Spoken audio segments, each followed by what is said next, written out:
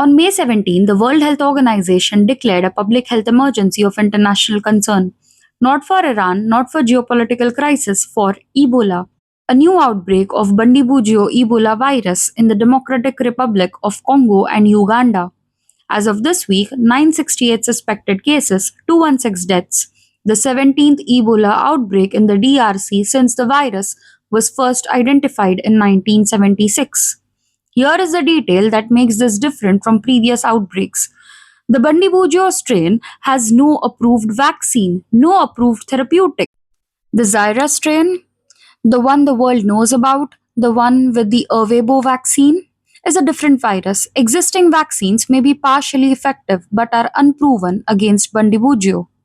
The outbreak went undetected for weeks because initial tests targeted the Zaire strain and came back negative. By the time Bundibugyo was identified, cases had reached Goma, a city of over 1 million people in rebel held territory, with intense population, movement, and mining related mobility that connects it to Uganda, South Sudan, and beyond. Africa CDC declared a public health emergency of continental security on May 18. WHO declared international concern on May 17. Both the same week, the world was watching Trump in Beijing, Putin in Beijing, Modi in Beijing.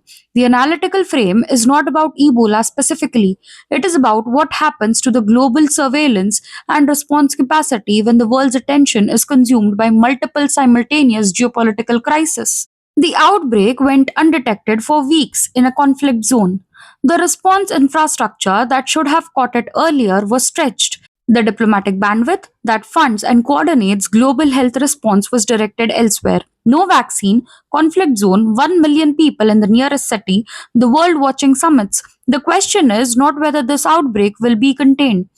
It may well be. The question is what it costs to contain it in lives and resources when the world looked away for weeks before looking back.